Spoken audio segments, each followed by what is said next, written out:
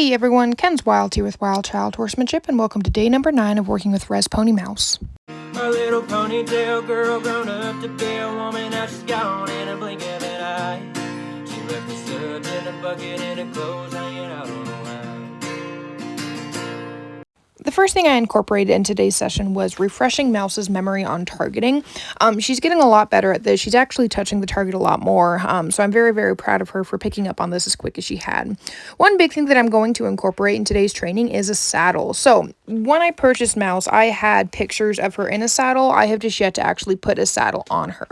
And so you'll see here that I'm kind of swinging that saddle on, and I decided to kind of just throw it on there and see how she reacts. And she does not take it very well. She definitely does take off. She bolts that little bit.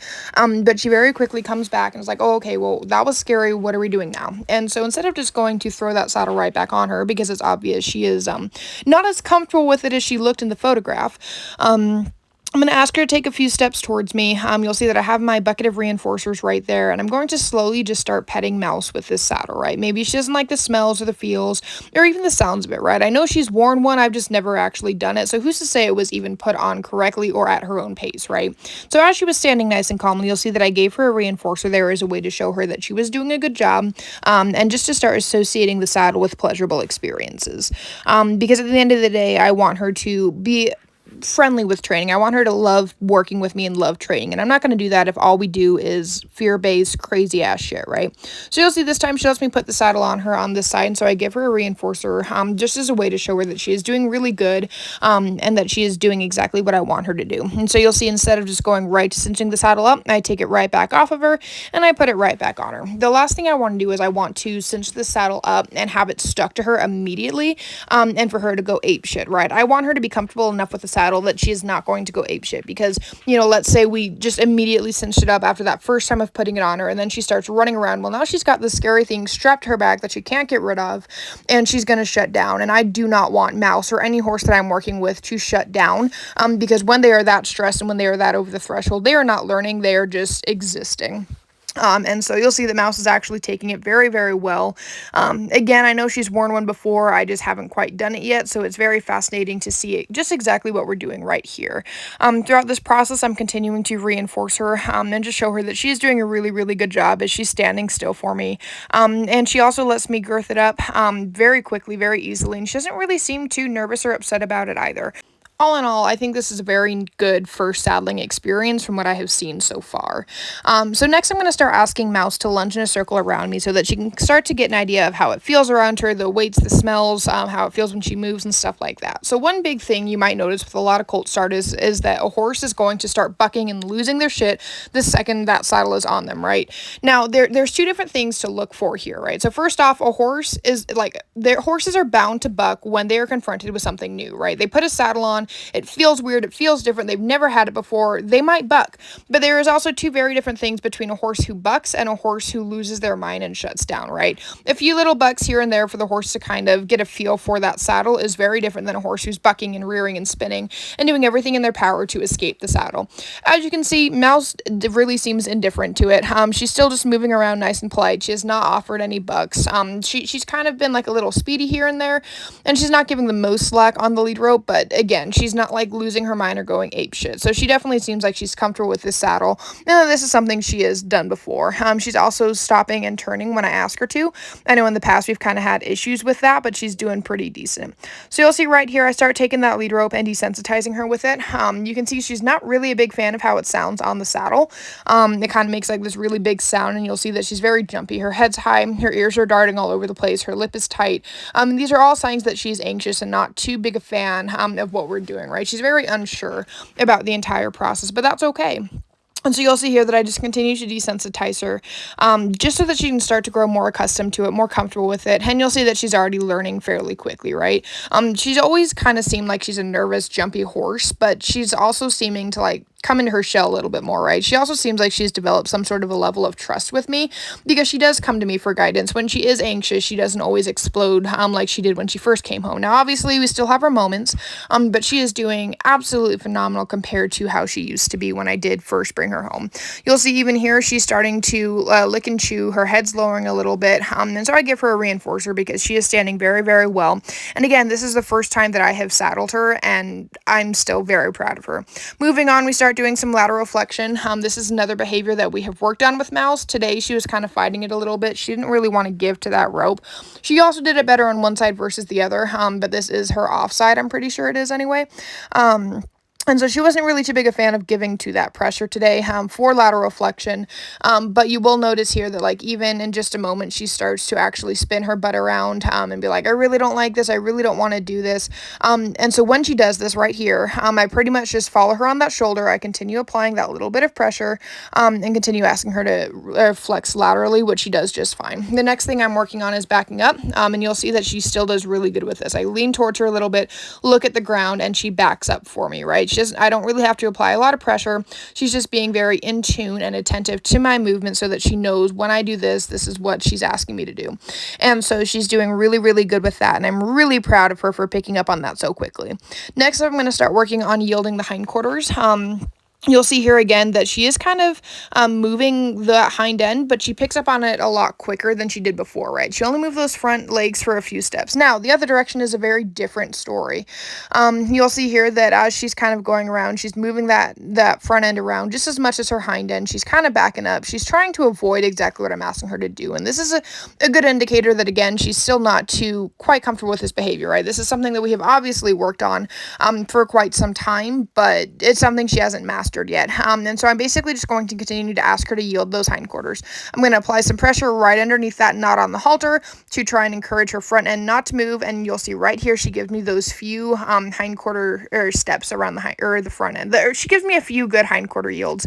And so with that, I'm very proud of that. We're going to take a step back from that and start moving on to the next thing. But as always, give her lots of love and attention just to continue showing her that she is doing an absolutely phenomenal job. Since Mouse is doing a lot better than I thought she would with this first saddling, the next thing I'm going to do is incorporate an entirely new, different exercise. And I'm going to go on top of this barrel. Now, most people are probably like, why the fuck are you going to go on top of a barrel, Kens? What are you going to do up there? So first off, I'm getting her more used to me being above her, right? Now, she's not going to be started under saddle for at least a year because she is still 2. So she's still too young to be ridden. But I'd rather start getting her used to me above her now than when she's 3 or 4 years old and has had a lot of time of not working on it, right? So the sooner I can get her accustomed to this, the better. The next thing is I'm going to ask her to lunge in a circle around me. What this is going to do is this is going to kind of start showing her how to be a little bit more aware, right? So when I'm lunging her, you'll notice that I kind of walk my own little inner circle. And here I can't really move. I can't really be stationary. And so with this, my goal is for her to hopefully start working on giving me a little bit more slack on the lead rope, which she does. She just kind of struggles in one direction. And again, just for her to grow a little bit more awareness of my body in a different direction. And again, this is good trust building, good confidence building. You'll see that she continues to look at me for guidance. And she's like, what do you want me to do? I'm so confused. So this exercise kind of has a lot of benefits. You also might notice that one big thing that she kind of struggles with is that the second she gets behind me, she kind of stops because I'm not turning with her. And so this is a good way to start working with Miss Mouse on understanding that just because I'm not asking her to do something or just because I'm not facing her doesn't mean I'm asking her to stop what she's already doing, if that makes sense. The goal is to get her to just continue lunging around me in a circle until I ask her to stop. And so this is just something, again, it's a small little exercise. We'll probably come back to it again later because you'll see here that I start asking her to go in the opposite direction and she's like, wait, no. And this is her offside. And she starts to pull. I let go of that rope because if I continued to hold on, she probably would have pulled me and the barrel with her. And, I really don't think that would have been a fun idea for my afternoon. And so as she's kind of just over to the corner of the round pen, I just slowly walk up to her to retrieve that lead rope and bring her back to what we're doing. And again, she kind of freaked out. She had her little episode, and that's okay. I'm not going to punish that. I'm also not going to reward it. But we're just going to take a big, deep breath and come back to exactly what we were doing before. Practice makes perfect. And when you do come across behaviors like that, making them worse and escalating the situation is not what you want to do. And so you'll see here, again, I start kind of asking her to lunge off in the direction I want her to go. And so I'm just going to start releasing pressure for little steps. And that didn't even really work either. You'll see that she started pulling, and then she pulled harder, and yet again I let go. So now that this has happened 2 times in a row, this is a very good indicator that I'm going to stop standing on the barrel today, stop being a weirdo, and I'm just going to try and lunge her from the ground, because this shows that she is not ready for me to lunge her from on top of the barrel. And so we're going to take a few steps back here in just a moment once I'm able to catch her again. But we're going to take a few steps back and just work on trying not to be so explosive lunging in that direction. So you'll see here, I ask her to go, and she is pretty explosive in this direction. And so I kind of have to stop and like set back on that rope a little bit, because she'll like start off with a few really nice, really good steps, and then she kind of just takes off. It's like she almost goes right into flight, right? Like that little moment really just scared the crap out of her. And so like, again, right here, I kind of have to hold back, and try and ask her to stop again. And what I'm going to do is I'm just going to continue to ask her to lunge in a circle around me. She knows this behavior. This is something we have been doing for quite some time now. So she understands what we're doing. She's just a little bit confused, a little bit frightened, and a little bit nervous today. And so I'm literally just going to continue asking her to go, rewarding her and releasing some pressure when she does what I ask her to do, and just taking it step by step. Again, working with horses is a constant game of 2 steps forward, 10 steps back, right? And so I just want to make sure that I'm working at her pace, that I'm not working her over the threshold, that I'm listening to her when she's communicating her discomfort. You'll see here that she's backing up a lot. And so I basically just accept that little step or two, and then she starts to lunge around me. Again, this is something that or an exercise just in general, of me on top of the barrel, that we are going to come back to at a later date, because she's just not ready for it today. I do, however, hop back on the barrel for a brief moment, realize I forgot my reinforcers on the ground, and then give her some head rubs just to, again, show her that me being above her is not as scary as she feels and thinks that it is. So there's some head rubs, and she's just like, oh my god, what the fuck? So next up, we're going to start working on tying. Now, you'll see that I do this very differently than most. I start off just looping that lead rope around the fence, and so then what I do is I have my bucket of reinforcers, and what's going to happen is I'm going to slowly apply pressure, and when she gets to that pressure, I'm going to reinforce that behavior, right? So most people, you see very commonly that people will just tie these horses up and let them fight. I don't want to do that, because not only do I not want to damage my equipment, but that's going to make Mouse even more scared and frightened, and it could even potentially hurt Mouse or myself as well. And so by doing this method, by applying that pressure on the rope, it's showing her that she can step forward towards the fence and give to that pressure. It's also giving her a reinforcer as well, and giving her positive stimuli and pleasurable stimuli to show her that what we are doing is fun, it's exciting, and it's not really scary, right? And so you'll see here, I just continue to do the exact same thing. You know, I give her reinforcers when she gets to that pressure, and she's actually picking up on this pretty quickly, right? It's going to honestly be a while before I actually hard tie her, just because this is something so new to her and something we haven't really worked on a lot at all. And so I just want to make sure that she is going to be comfortable standing tied before I start hard tying her, because at the end of the day, I'd much rather her, if she's going to freak out and set back, I'd much rather her get loose than pull the entire round pen with her and cause this whole kerfuffle. So you'll see again right here, she's kind of fighting that little bit of pressure, but she does give to that pressure just after a few moments. And when she does that, I use a bridge signal and I reinforce her.